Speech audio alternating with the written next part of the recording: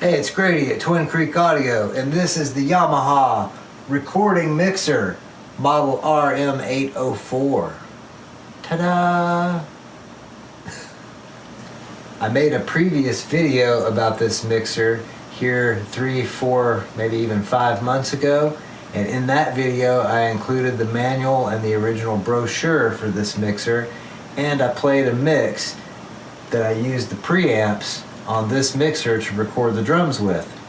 So check that video out if you missed it.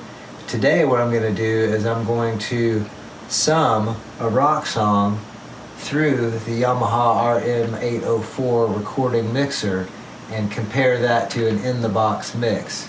I've only got 8 channels on this mixer, so I'm going to subdivide up the tracks, send the stems out through this, and capture the resulting output for you to hear. Sound cool? It's going to be cool. The Yamaha RM804 recording mixer is laid out a little bit strangely. You've got your subgroup assign switches at the top and then the pan controls for those. And those are connected to the main channels.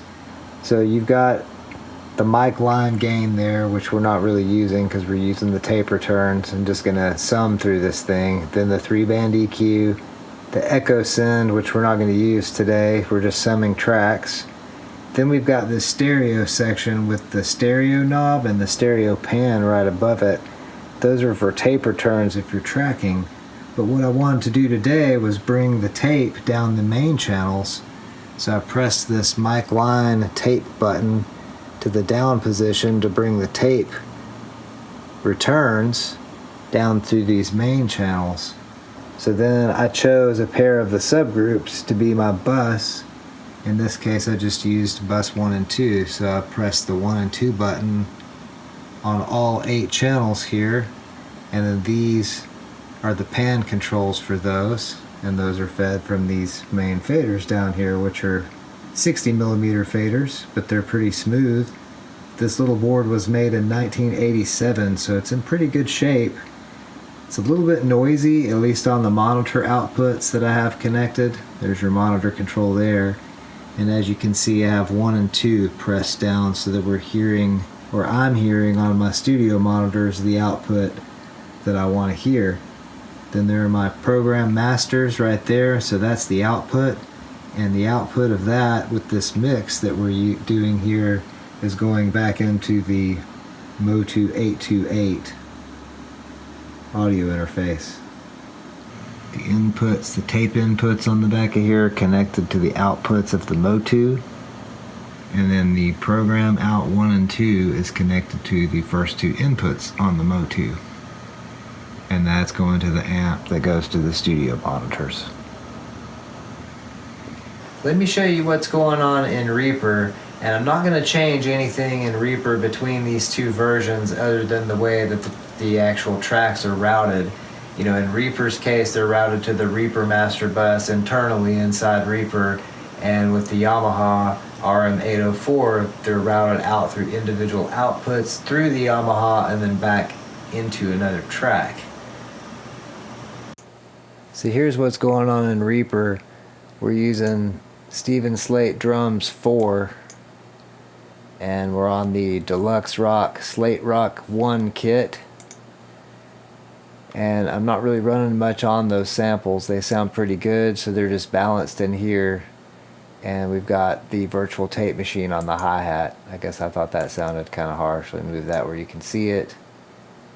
FG 456, 15 IPS, that good kind of stuff. Virtual tape machine also on the cymbals and overheads. Nothing on the room. On the bass guitar we've got an EQ curve with the RIA EQ like that. We've got the FG 116 vintage compressor on the bass, nothing on the guitar or guitar double. The lead guitar has virtual tape machine on it at 30 IPS 456. I usually use the 2-inch 16 track. The vocals have the ADT, just a real simple ADT vacuum sound plug-in. It's a free one that I've had for years. I really like it. And same here on the harmony vocals. We've got the ADT plug-in. on those. Lead vocal, virtual mix rack again, and Reacomp as a compressor. I don't remember what virtual mix rack is doing in this situation. Looks like we've got some of the Neve EQ, FG116, and the custom series equalizer. And then on the master bus we've got the FG Gray, and we've got virtual tape machine on the FG9 half-inch 2-track setting. I don't know about you, but I'm ready to see what this little mixer sounds like summing some tracks through it. So I'm going to do that first, and then I'll play you the original Reaper mix of the same song that wasn't summed through here, was summed in Reaper, or rendered, or whatever you call it.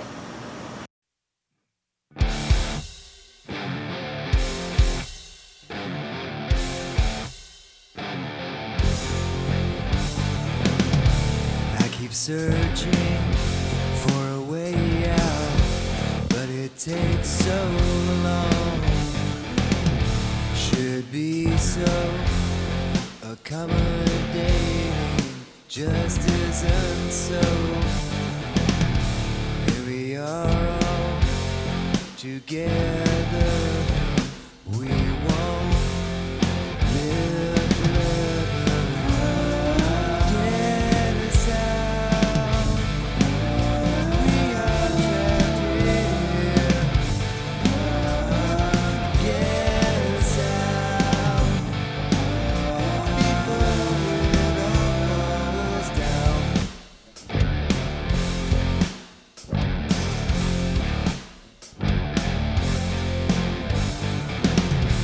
It's the sound of the ocean in the distance. That was pretty cool. I was able to even ride the faders a little bit to bring out certain parts or pull back things that I thought were getting too loud in that section. Just rode them a little tiny bit on these little faders, but it still works. This thing was made in 1987, and there's not really any scratchy knobs or bad faders or anything. There's a hiss on the output that you can probably hear on the camera microphone in these clips. See, that's what I do, is I talk about a lot of the forgotten about stuff, the old prosumer or semi-professional type gear, the stuff that actually sounds pretty cool or can sound pretty cool depending on how you use it. It's a small older home studio boards, or what they call semi-professional or prosumer consoles. Some of these things, they sound pretty good. They have a certain character to them. No, they're not usually balanced, and a lot of them are -10 and on RCA jacks like this. But with a modern studio interface, even my Motu Firewire interface I'm using today, they have switchable levels, so you can interface it, and unbalanced really doesn't matter as much unless you're doing really long cable runs. And these things can be fun, and they actually sound pretty good. Make sure you check out my old video I did about this board where I played a song that I actually used the preamps in this to track the drums, and it came out really well. So at least for the preamps, it sounds great. It's a really cool little board. These things, this is over 30 years old, and Yamaha, it's good quality. Yeah, it's a little bit noisy, it has some hiss in the monitor circuit at least, but every button, switch, and knob on this still works fine, and it really isn't noisy. They're not scratchy, in other words. So it's got my vote. Pretty cool little board, especially if you don't have a lot of space but you want something that looks really cool. If you can find one of these little Yamahas on the used market, I definitely recommend picking one up. Let's switch over and hear the original Reaper mix of that same song. And I haven't really changed anything in Reaper other than grouping and sending the outputs out through the Yamaha, and then I tweaked a little bit of EQ on here and moved the faders around a little bit during the mix.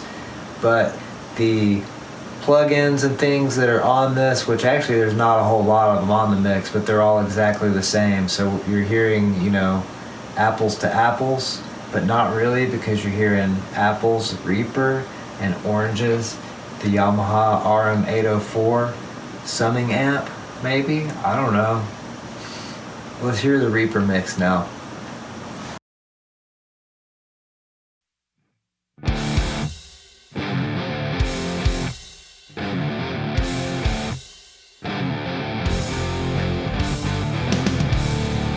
searching for a way out, but it takes so long.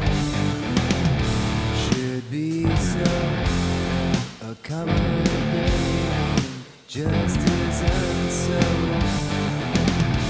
Here we are all together. We won't live forever.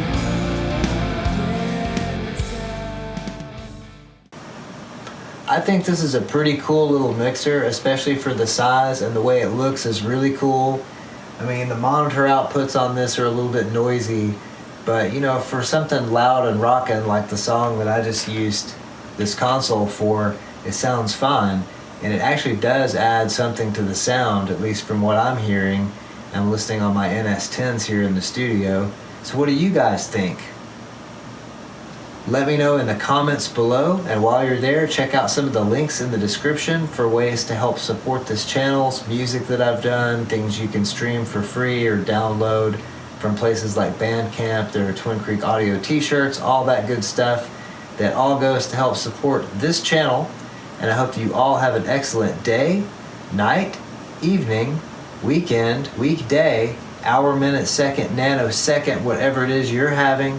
Have a good one. Please don't forget to like and subscribe, and thanks so much for watching.